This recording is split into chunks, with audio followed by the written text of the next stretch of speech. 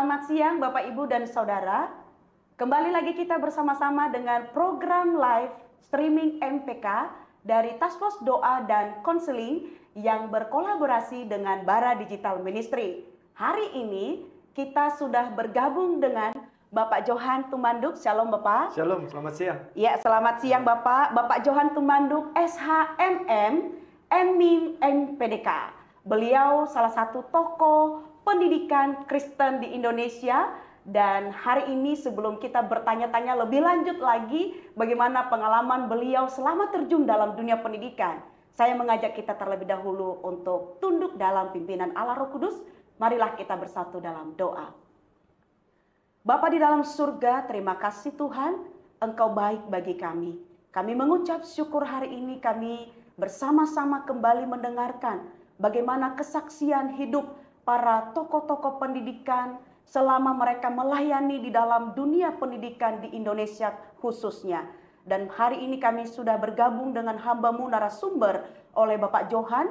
Kiranya Tuhan memberkati setiap pembicaraan kami, dan biarlah semua pengalaman ini boleh dibagikan menjadi berkat bagi setiap para pendengar di luar sana. Dan semua pelayanan hari ini kami kembalikan bagi hormat kemuliaan nama Tuhan. Terima kasih Bapa, kami mengucap syukur, kami sudah berdoa di dalam nama Tuhan Yesus Kristus. Amin. Baik, kita langsung saja menyapa Bapak Johan. Pak Johan, terima kasih banyak Pak sudah menyediakan waktunya. Sama-sama. Kalau kita berbicara tentang pendidikan di Indonesia Pak Johan, apa yang menjadi pendorong utama Bapak memilih untuk terjun dalam pelayanan bidang pendidikan Kristen khususnya? Dan sejak kapan Bapak memulai pelayanan ini? Silakan dibagikan Pak. Ya, terima kasih Ena. Kita bicara soal pendidikan ya. Pendidikan itu nggak ada habisnya. Setiap bagian fase dalam hidup kita itu kan pendidikan. Tapi yang menarik, pendidikan itu menjadi satu objek pelayanan kita ini. Karena menurut saya ada banyak hal di bidang pendidikan yang masih bisa kita tingkatkan. Secara khusus pendidikan Kristen.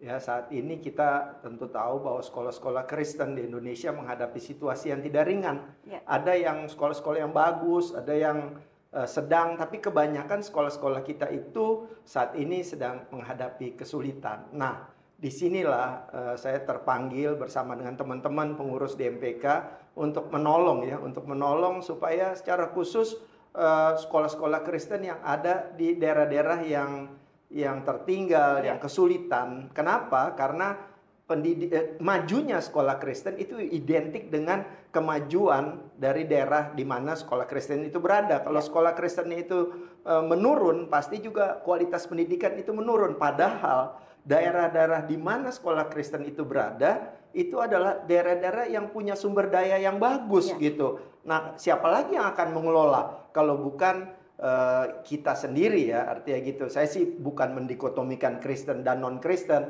tapi saya hanya melihat dari perspektif pelayanan bahwa saat ini kita melayani sekolah-sekolah Kristen. Nah, yang kedua, bagi saya ibadah itu ada dua ya. Ibadah ada dua, ibadah ritual dan ibadah aktual. Ibadah ritual itu adalah ibadah hari Minggu kita atau ibadah berkeluarga ya, seremonial yang sifatnya kita memuji dan menyembah Tuhan melalui ibadah-ibadah yang kita lakukan dalam ruangan. Tapi ibadah aktual itu adalah ibadah di mana kita menghadirkan Kristus di tengah-tengah masyarakat. Lalu kemudian memperkenalkan Kristus kepada masyarakat, kan begitu ya, dengan apa yang dia lakukan, menyelamatkan, mengasihi, merangkul. Nah, kita juga harus melakukan itu melalui ibadah-ibadah aktual kita.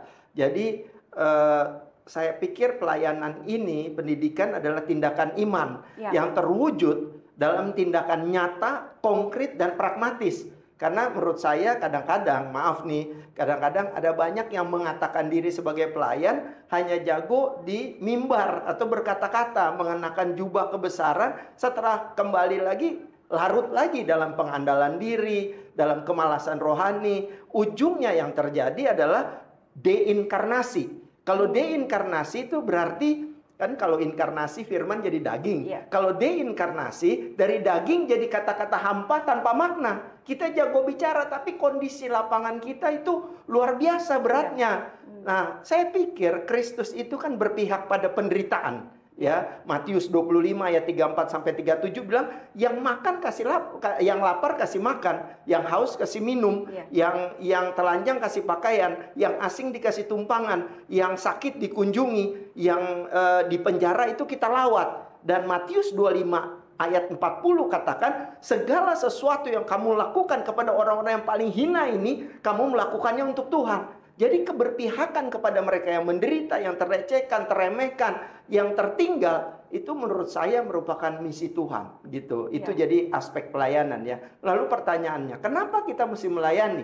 Kita nih mesti bersyukur karena pelayanan itu adalah ungkapan syukur bahwa kita diselamatkan, bahwa Kristus itu memberikan tubuh, dirinya, darahnya untuk menyelamatkan kita, merekonsiliasi hubungan kita dengan Tuhan. Oleh karena itu, di atas rasa syukur ini kita harus melayani Tuhan, memberikan yang terbaik. Kolose 3 ayat 23 katakan lakukan yang terbaik seperti kamu melakukannya untuk Tuhan. Kenapa? Karena Tuhan lebih dulu melakukannya untuk kita. Betul. Itu pertanyaan enak selanjutnya yang ketiga. Saya jawab terus ya ini ya biar sekalian. Dari mana saya mulai melayani? Saya melayani mulai dari tahun 88 gitu. Jadi sebelumnya saya ini terjadi kekosongan dalam hidup saya, bahwa orang tua saya bawa saya ke sekolah minggu ya sampai usia kira-kira 9 sampai 10 tahun saya aktif di sekolah minggu. Tapi begitu remaja, karena pada saat itu saya atlet tenis, saya pemain tenis ya. Saya bukannya congkak, bukannya sombong, tapi rada congkak dikit aja. Bahwa saya cukup bagus bermain tenis gitu. Saya cukup bagus, saya latihan terus setiap hari. Sehingga sampai satu titik saya pernah jadi juara antar mahasiswa se-universitas yang bawa nama negara se-Asia Tenggara ya. Jadi kayak Universitas Indonesia, waktu itu saya kuliah di Universitas Indonesia lalu ada Universitas NUS, National University of Singapore, Universitas Brunei, macam-macam, tambah Hong Kong. Nah, itu lawan saya itu. Nah, saya bisa juara single, double, bergu waktu itu. UI juara untuk juara umum untuk tenis. Nah, salah satunya saya gitu. Nah, jadi saya tidak ikut kebaktian remaja dan yang lain-lain. Nah, ujungnya seperti anak muda juga kebanyakan, tentu kan kita ada nakal-nakalnya ya. Sampai satu titik saya itu kuliah saya hampir berantakan. Saya kuliah di salah satu universitas di Jakarta, hampir berantakan. Jadi teman-teman saya ini udah kebanyakan lulus. Saya kurang 6 mata kuliah harus lulus. Kalau enggak saya tunda tahun depan. Nah, karena saya jauh sama Tuhan waktu itu, sampai saya bilang begini, Tuhan, kalau Tuhan ada, saya mohon Tuhan campur tangan. Ya, campur tangan bahwa luluskan saya 6. Kasihan orang tua saya. Tiba-tiba saya menyesal tuh. Bapak saya udah mau pensiun waktu itu. Jadi usia mau 55, jadi saya berdoa kalau Tuhan betul ada saya bisa lulus. Saya belajar, ternyata 6 itu saya bisa lulus. Jadi saya yakin bahwa Tuhan itu ada gitu. Saya yakin, baru saya ingat-ingat, oh iya pekerjaan Tuhan banyak sekali dalam hidup saya yang baik-baik itu. Nah, lalu pertanyaannya, saya mau memberi diri buat Tuhan di mana? Nah, pada saat itu tiba-tiba nih nggak berapa lama nih habis saya lulus kuliah itu tahun 88, saya diminta untuk mengantar teman saya. Ini satu sektor ya, satu sektor. Teman saya ini mau ikut pemilihan ketua pemuda di jemaat kami di Kalibata, di GPIB. Jadi saya ikut antar dia karena saya kan nggak pernah ikut pemuda, remaja. Jadi waktu itu saya baru selesai kuliah di 2 tempat, di UI juga, di UKI juga ya. Jadi waktu itu ya saya bertobat lah, balik lah gitu ya. Jadi saya bisa selesai untuk 2 kuliah, saya jalan bareng waktu itu. Tapi maintenance juga. Nah, jadi pada saat pemilihan itu saya karena kurang orang, saya diminta untuk duduk di ruangan itu. Nah, lalu masing-masing memperkenalkan diri. Ya, saya memperkenalkan diri juga. Tibalah saat pemilihan. Jadi teman saya yang saya antar itu ikut pemilihan lalu kurang. Jadi siapa yang datang semua boleh dipilih.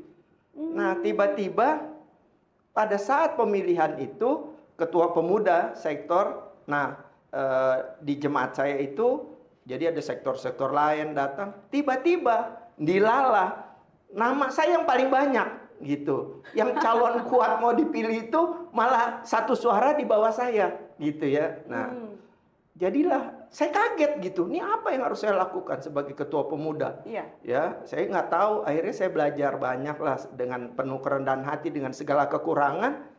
Tiba-tiba saya masuk ke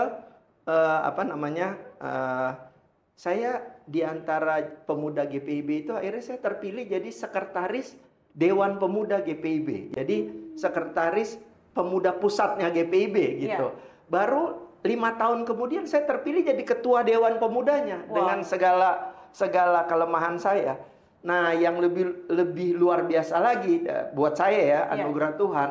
Jadi saya selesai di Dewan Pemuda itu, pimpinan pusat pemudanya GPIB itu tahun 2000. Tahun 2005 dalam usia yang masih muda juga, saya waktu itu masih sangat muda, saya terpilih jadi pimpinannya gereja GPIB sebagai majelis sinode. Gitu. Jadi kalau di GPIB kami itu ada majelis sinode, saya jadi pimpinan majelis sinode, pimpinan di tingkat sinodal. Jadi intinya saya 2 periode sebagai sekretaris, wakil sekretaris di sinode GPIB. Nah, disitulah saya berkenalan dengan dunia pendidikan karena kami punya yayasan pendidikan. Saya jadi pengawas dan saya banyak berinteraksi dengan yayasan pendidikan GPIB. Saya lihat, oh ternyata masih banyak hal yang harus kita benahi. Saya nih saya cerita teman-teman, saya cerita begini bukan saya sombong ya. Saya senang tadi enak mulai dengan doa. Karena apa? Karena kalau enggak kesaksian begini nih bisa menjebak kita kejumawaan. Jadi egocenter. Yang saya ceritakan ini, saya cuma mau bilang bahwa ini adalah kemuliaan Tuhan. Amin. Tuhan itu berkarya lewat kita. Kita ini nggak ada apa-apanya gitu. Jadi kita hanya bertugas untuk mempersembahkan yang terbaik buat Tuhan. Kalau Tuhan bawa kita kemana, itu adalah bagian dan cara Tuhan. Ya, saya dan untuk kemuliaan Tuhan. Jadi setelah dari Majelis Sinode GPIB, saya juga dipilih menjadi ketua 3 Sinode AM Gereja Protestan di Indonesia. Jadi itu mengkoordinir gereja-gereja yang waktu itu masuk di Indisik Kerek seperti kayak Gemim, GPM, Gemit, GPIB tempat saya, itu kami ada satu wadah kebersamaan yang namanya Gereja Protestan di Indonesia. Ya, saya jadi ketua 3 sehingga saya banyak kenal teman-teman dari Maluku, dari Timor, dari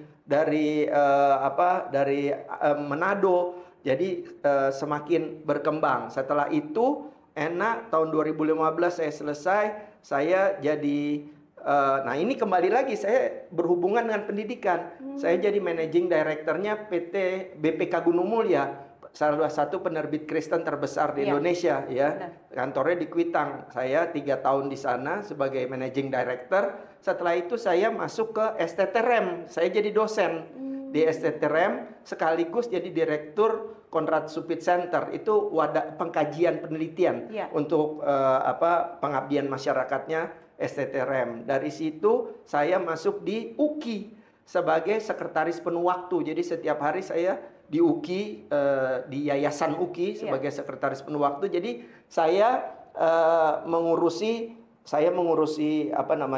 universitas. Ya, karena kami di situ ada Universitas Kristen Indonesia dan Rumah Sakit Universitas Kristen Indonesia itu ada di bawah Yayasan UKI dan kami menjalankan itu ya. Lalu setelah dari UKI ini, masih di UKI sebenarnya, saya juga masih di pengawas di Yayasan UKI. Pak Handi, Pak Yopi dari MPK kontak saya tahun 2022 itu. Bagaimana kalau saya bergabung di Majelis Pendidikan Kristen Indonesia. Jadi apa? Ketua 3 di bidang organisasi untuk bereskan organisasi. Saya pikir saya ada kecocokan juga karena saya lama jadi wakil sekretaris di sinode gereja saya. Gitu. Jadi buat saya organisasi tidak terlalu asing. Gitu. Jadi saya menyambut dengan gembira dan makin gembira ketika melihat pelayanan MPK yang luar biasa ini. Iya. Sampai di daerah-daerah terpencil, bagaimana meningkatkan kompetensi guru, Iya. kapabilitasnya, kapasitasnya. Iya. Bagaimana kita juga bersentuhan langsung dengan sekolah-sekolah Kristen yang mengalami kesulitan. Benar. Buat saya, itu adalah satu anugerah Tuhan yang luar biasa dalam pelayanan Wow. ini.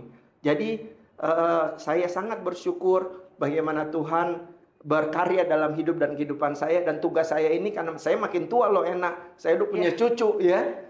Jadi makin tua sudah punya cucu, bagaimana kita berpikir untuk memberikan saja sisa hidup kita untuk melayani Tuhan. Kira-kira seperti itu. Puji Tuhan, Pak Ya. Johan, luar biasa, bukan waktu yang sangat singkat. Kalau saya hitung tadi sejak tahun 1988 dipanggil Tuhan, ya, hingga pada tahun ini berarti saya hitung 36 tahun. Benar, Pak? Iya. Bapak sudah terjun. Saya rasa Ya. lebih baik pakai kata-kata diberi tanggung jawab aja, diutus. Ya. Jangan dipanggil Tuhan. Kalau panggil Tuhan nanti saya Oke. terbang lagi. Tuhan utus Pak Johan Iya, ya. iya. Tuhan gerakkan hati Pak Jangan Johan. dulu panggil. Iya benar. Oke. Tuhan Nggak, gerakkan bercanda. hati Pak Johan Iya. untuk terjun dalam pelayanan. Iya, iya. Walaupun itu dimulai di dalam gereja, Iya, persekutuan gereja, dan pada akhirnya Tuhan lebih jauh lagi pakai untuk pendidikan Kristen di Indonesia. Terima kasih banyak, Pak. Iya. Yang kedua begini, Pak, bisakah diseringkan hal yang paling menyentuh hati Bapak Johan dalam menjalankan pelayanan ini, khususnya di bidang Ya, pendidikan? saya nggak bisa lupa bahwa ketika saya jalan ke Apokayan, Apokayan itu daerah tertinggal juga di Kalimantan Utara. Di sana itu ada namanya kampung yang namanya desa itu Longnawang ya. Longnawang sekarang mungkin kecamatan ya karena ada pemekaran.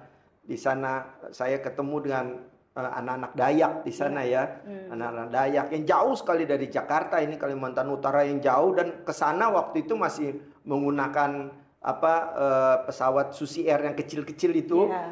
Dan untuk masuk ke yang lebih lagi kita menggunakan ketinting. Ketinting itu perahu kecil ya, lewatin sungai-sungai. Di sana saya bertemu dengan satu anak yang punya niat kuat untuk menimba ilmu gitu. Lalu kemudian anak ini perempuan, namanya Dina, dan saya bawa dia ke Jakarta. Ya, dari Apokayan, di mana orang bilang ini anak tertinggal, daerah tertinggal, apakah dia bisa ikut kuliah? Ya, saya ajak tinggal di rumah.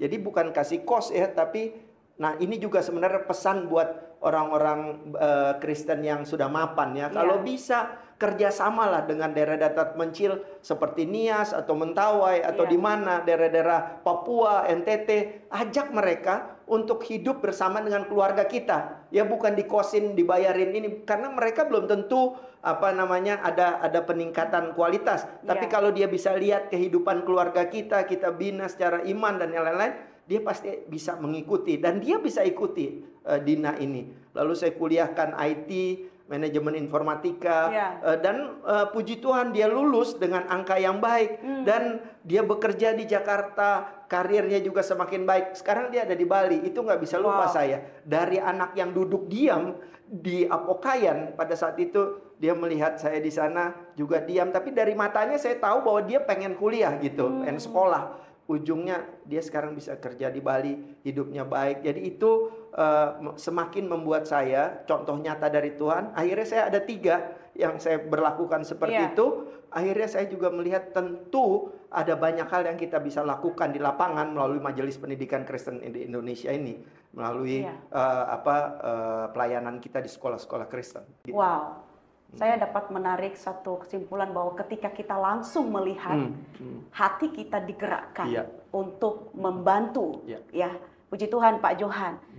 Kalau saya bertanya bagian yang ketiga, momen apa yang terindah, bagaimana intervensi Tuhan dalam hidup dan pelayanan Pak Johan? Iya, kalau itu sih saya banyak sekali hal yang saya alami, bagaimana dengan segala keterbatasan saya, karena saya bukan datang dari keluarga pendeta atau keluarga dari yang aktif begini, bukan dari keluarga. Jadi saya melayani ini karena perjumpaan iman dengan Tuhan ya. Iya. Karena saya merasakan bahwa Tuhan, ya orang tua saya mendidik juga saya secara baik, tapi ada saat-saat di mana tadi saya katakan saya kosong ya, tidak Iya, terlalu karena saya banyak di lapangan waktu itu. Nah, setelah itu ada perjumpaan-perjumpaan, Tuhan banyak menolong saya, tapi yang paling saya terkesan adalah ketika anak saya juga mengalami hal yang sama dengan saya. Dia pemain bola. Nah, tapi dia ketua senat di salah satu fakultas kedokteran. Iya. Nah, dia juga mengalami pergumulan sama seperti saya waktu itu. Jadi intinya begini, saya dipanggil oleh pimpinan fakultas, pimpinan universitas bahkan karena dia ketua senat. Dikatakan bahwa anak Anda sudah tidak akan bisa jadi dokter. Ya, kira-kira kayak gitu. Intinya sudah seperti itu karena dia ini banyak melakukan hal-hal yang menurut mereka ya, menurut mereka itu kurang bagus gitu. Yeah. Nah, istri saya yang saya ikut waktu itu, dia katakan gini, ibu bukan Tuhan. Lalu kami berdoa, anak ini kami ingin sekali, dan dia juga bercita-cita jadi dokter. Yeah. Ya, bayangkan dia harus jalani satu masa di mana dia tidak diperkenankan ikut kuliah. Jadi bayangkan calon dokter nggak diskors, intinya kayak gitu. Iya. Ya, diskors. Karena untuk untuk skors untuk perbaikan ya. Iya. Jadi kami menerima itu. Anak ini kami dampingi ya, kami dampingi. Kemudian dia mulai berjuang lagi. Istilahnya boleh dibilang dia dari nol, ada banyak ketinggalan-ketinggalan dan yang lain. Ya, puji Tuhan ya, anak saya itu. Dan saya melihat bagaimana pendampingan Tuhan, dia bisa lulus jadi sarjana kedokteran. Setelah itu jadi calon dokter. Setelah itu dia ikut yang namanya UGDI, ujian kompetensi dokter Indonesia. Orang biasa ikut 2-3 kali, ada yang sampai 7 kali nggak lulus-lulus. Anak saya bisa lulus hanya dalam 1 kali ujian. Wow. Tapi yang paling luar biasa buat saya adalah intervensi Tuhan ya ini. Adalah ketika jadi anak saya itu di angkatannya 250 orang. Nah, anak saya ini salah satu lulus yang paling terlambat. Jadi sekitar 220, ada 30 lagi yang belum lulus, dia di 220. Ya. Lalu kemudian apa yang terjadi enak ya, bahwa anak saya ini ternyata dia mengikuti ujian spesialis. Ujian spesialis di UI, Universitas Indonesia. Sekali lagi campur tangan Tuhan terjadi bahwa dia diterima jadi mahasiswa residen calon dokter spesialis. Jadi yang tadinya dia di 220, sekarang dia salah satu yang terdepan. Terdepan karena teman-teman yang lain dia kebanyakan belum masuk pendidikan spesialis. Nah, lalu kemudian dia juga diterima kerja ya di salah satu instansi pemerintah. Artinya sambil kerja.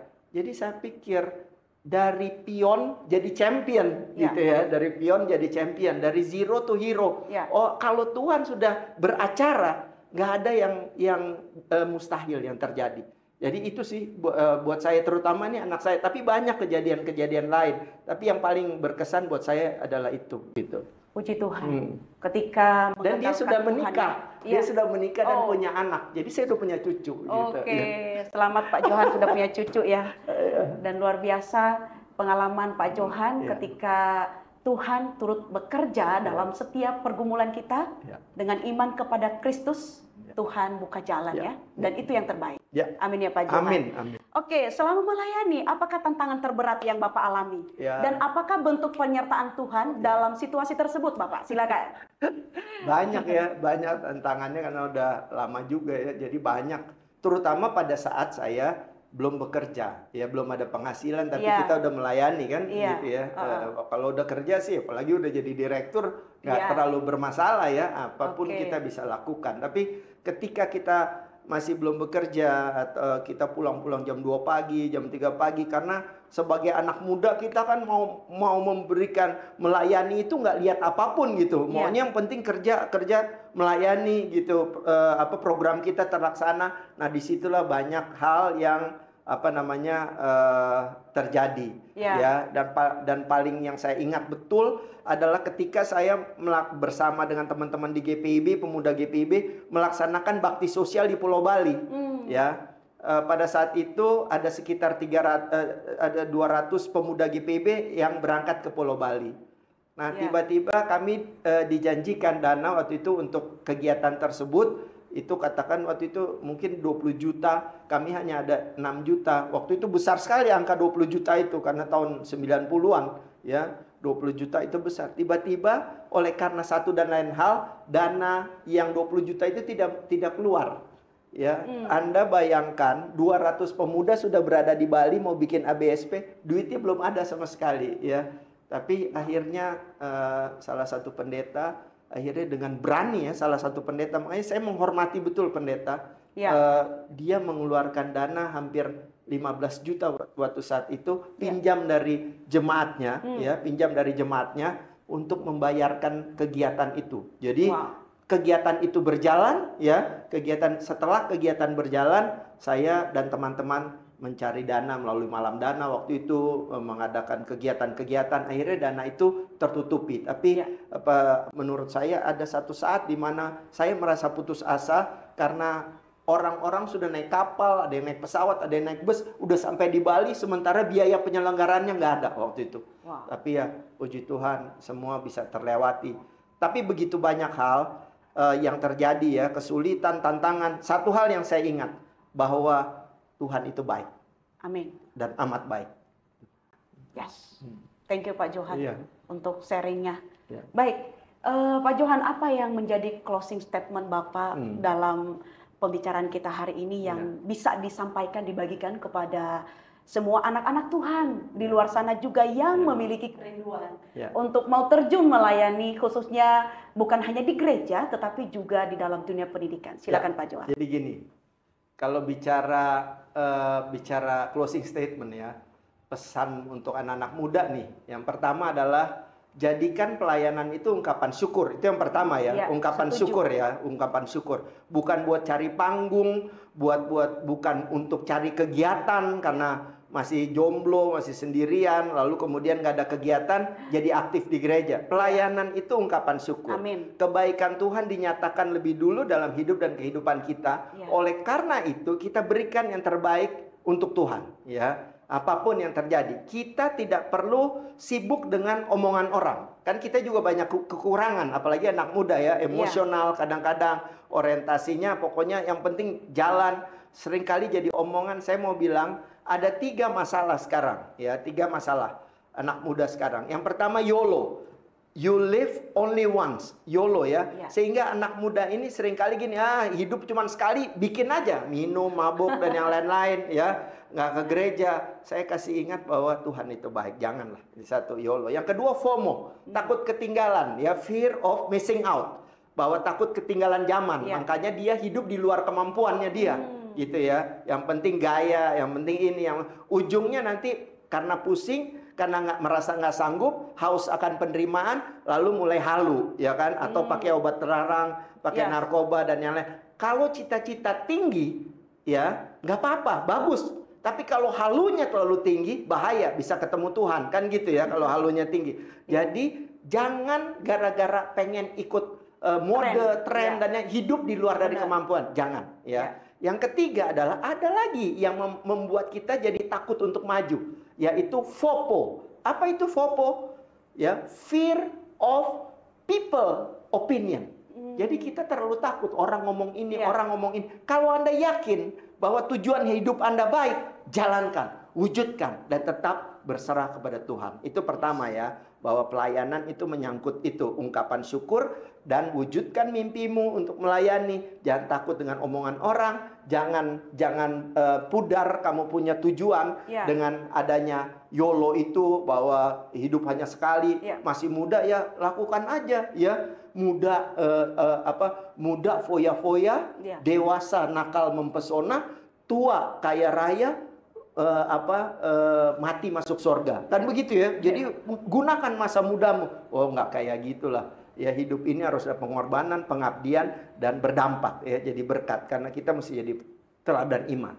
Yang kedua, ya, sekarang saya mau bicara closing statement dari sisi manajemen. Ya. Dari sisi maksud saya gini, dari sisi apa ya istilahnya gini, ya manajemen lah. Yang pertama, kalian anak muda harus punya integritas.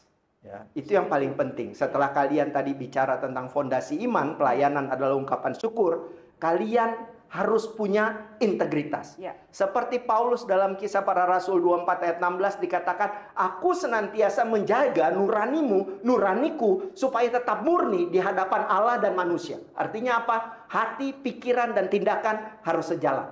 Ya. Karena integritas itu penting dalam pekerjaan, dalam pelayanan, dalam kehidupan berkeluarga kita. Ya. Yang kedua, kamu harus tingkatkan kapabilitasmu. Ya. Bahwa kamu juga harus tingkatkan, berlatih untuk gunakan tangan, kaki, badan ini, tubuh ini untuk mengeksekusi apa yang jadi mimpimu. Ya, kapabilitasmu. Karena gini, karena banyak orang yang cuma mimpi, hanya berpikir, tapi mager, nggak mau mewujudkan. Jadi anak muda harus wujudkan mimpimu. 3 jenis orang Kristen. Yang pertama, ya, quitter. Orang Kristen tuh kadang-kadang belum bergerak udah berhenti. Ya. Yang kedua, camper. Baru jalan berapa lama mundur dari pelayanan. Yang ketiga, kita harus jadi achiever.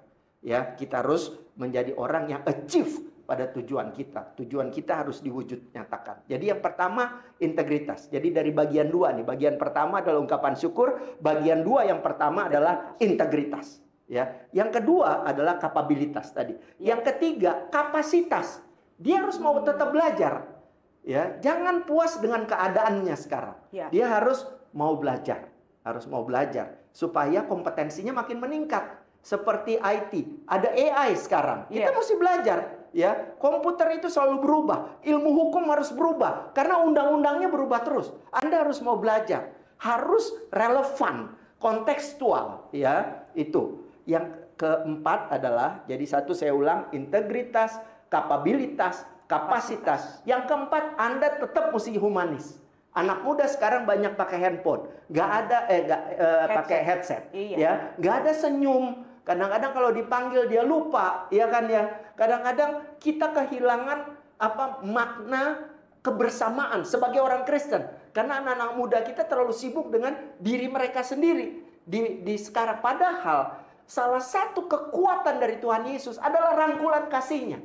Gitu, rangkulan kasih-Nya menghangatkan. Kita bisa menjadi kekuatan penyembuh dari Allah melalui Kristus, lalu kemudian itu dipercayakan kepada kita.